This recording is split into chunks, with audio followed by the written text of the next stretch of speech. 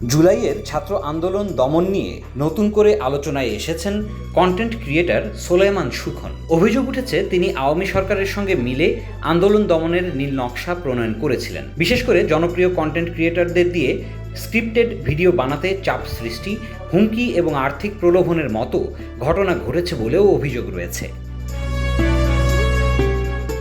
এমনকি লাখ টাকার প্রলোভন দেখিয়ে বেশ কয়েকজনকে আন্দোলনের বিরুদ্ধে ভিডিও বানানোর জন্য প্ররোচিত করা হয়েছিল বলে দাবি করেছেন তরুণ প্রজন্মের আইডলরা। এ ঘটনায় তৌহিদ আফ্রিদিকে গ্রেপ্তার করা হলেও সুখনের বিষয়ে এখনও কোনো ব্যবস্থা না নেওয়ায় সামাজিক যোগাযোগ মাধ্যমে নানা প্রশ্ন উঠছে। অনেকেই জানতে চাইছেন, তিনি কি বিশেষ কোনো ক্ষমতার জোরে এতদিন পার পেয়ে যাচ্ছেন?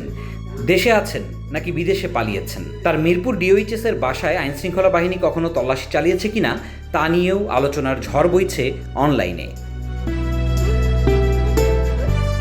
সুখনের বিরুদ্ধে অভিযোগ, তরুণদের কাছ থেকে পাওয়া জনপ্রিয়তাকেই তিনি তরুণ প্রজন্মের বিরুদ্ধে ব্যবহার করেছেন। সরকার পক্ষের পরিকল্পনা অনুযায়ী কন্টেন্ট ক্রিয়েটরদের জোর করে আন্দোলনের বিরুদ্ধে অবস্থান নিতে বলা হয়েছিল। এরই অংশ হিসেবে ফুড ব্লগার রাফসান দা ছোট ভাই, রাকিন আবসার সহ একাধিক ইনফ্লুয়েন্সারের কাছে ফোনও গিয়েছিল বলে বিভিন্ন সূত্রে জানা